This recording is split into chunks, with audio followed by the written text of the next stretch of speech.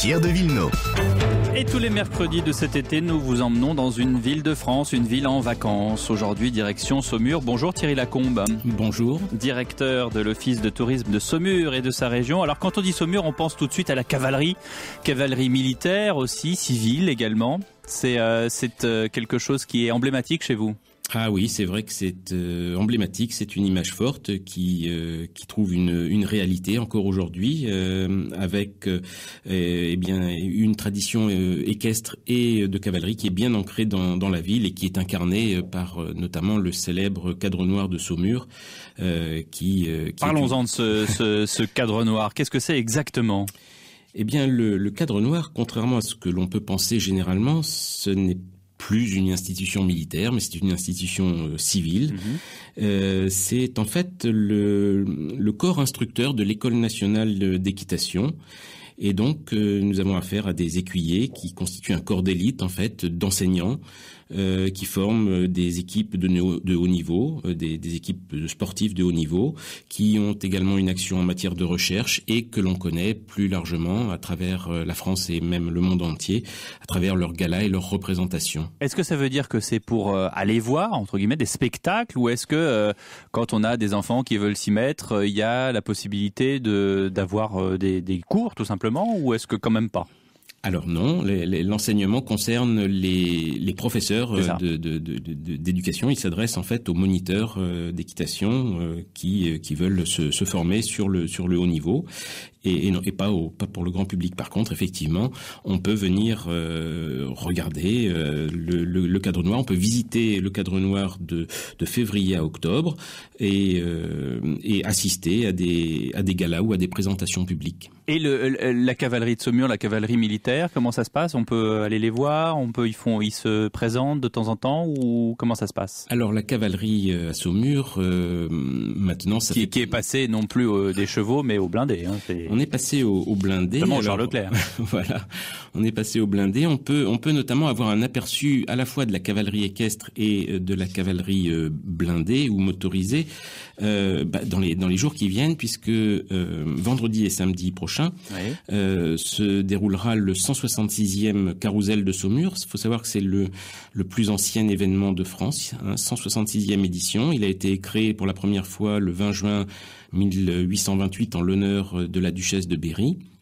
Et en fait, c'est une représentation qui dure à peu près 3 heures de spectacle, avec une ouverture par le cadre noir, et puis ensuite des évolutions à cheval par les élèves officiers de l'école de cavalerie, des évolutions à moto également. Une armée étrangère qui est invitée cette année, ce sont les hussards de la garde royale danoise qui seront présents.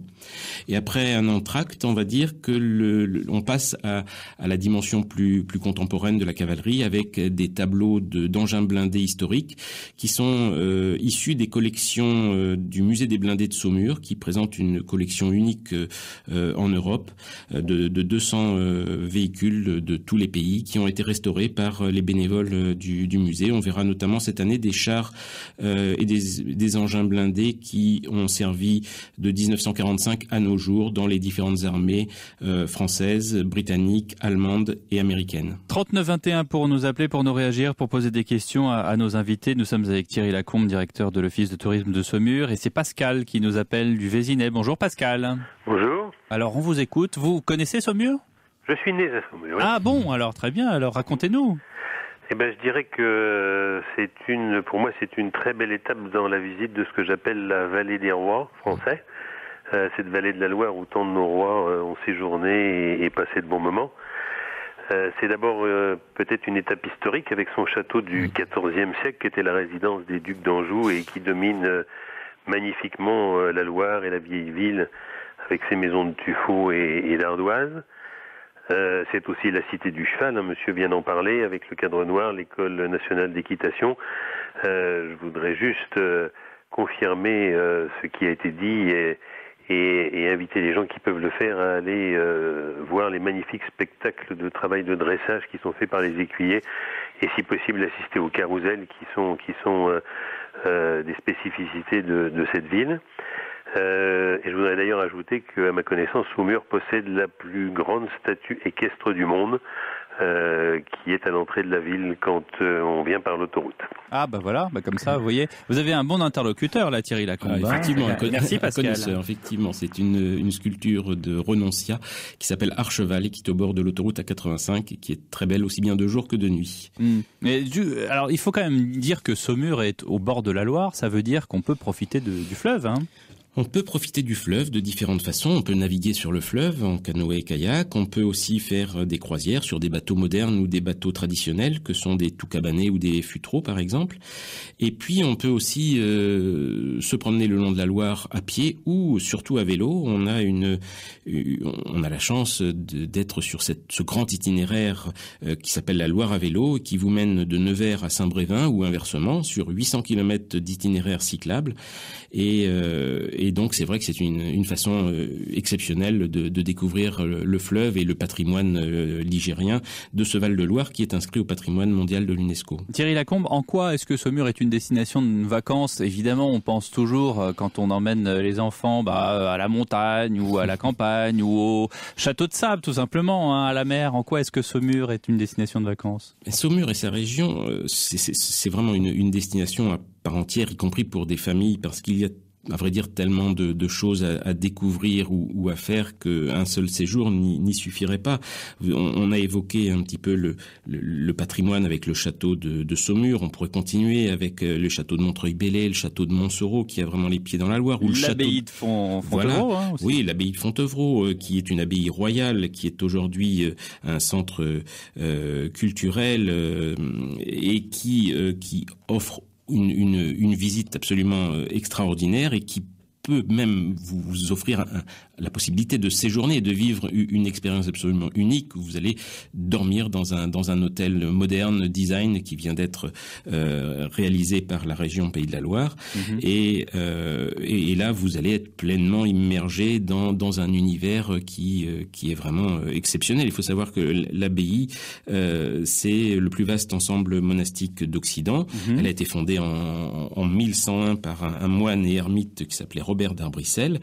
Et aujourd'hui, dans son abbatiale, elle accueille encore les gisants de quelques éminents représentants de la dynastie des Plantagenets, que sont notamment Henri II et son épouse Aliénor d'Aquitaine, ou encore le célèbre Richard Cœur de Lion. Oui, ça c'est un beau pèlerinage. Bon, dis donc, Thierry Lacombe, il y a une chose dont on n'a pas parlé, et Monsieur Evin doit nous écouter, donc on va faire un peu gaffe, hein, c'est quand même le vin. Hein. Oui, alors on va élargir, on va dire le vin, la gastronomie, l'art de vivre. Je pense que ici le vin est synonyme surtout de convivialité, d'art de vivre, et c'est vrai que la région de Saumur est quand même richement dotée puisque on a la chance d'avoir 14 appellations sur notre territoire, aussi bien sur des vins rouges qui sont très connus, comme bien sûr le Saumur Champigny, des vins blancs qui vont des vins secs aux vins moelleux. Hein, à consommer avec modération. Toujours. Et donc là, dans les vins moelleux, on cite les coteaux du Layon ou le coteau de Saumur, des vins rosés et des vins de fine bulle aussi, qui sont par exemple le Crémant de Loire ou le Saumur brut. Et c'est vrai qu'on a des maisons et des viticulteurs qui ouvrent leurs portes à la visite. Et leurs caves. Et leurs caves.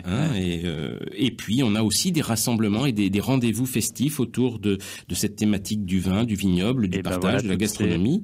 Toutes ces raisons pour aller à Saumur. Merci beaucoup Thierry Lacombe d'avoir été avec nous. Vous êtes le directeur de l'Office de tourisme de Saumur et de sa région. Je remercie tout particulièrement nos confrères de RCF Angers d'avoir permis d'assurer ce duplex avec nos studios de la rue François 1er à Paris. Merci beaucoup. Dans un instant, le débat d'Europe Midi.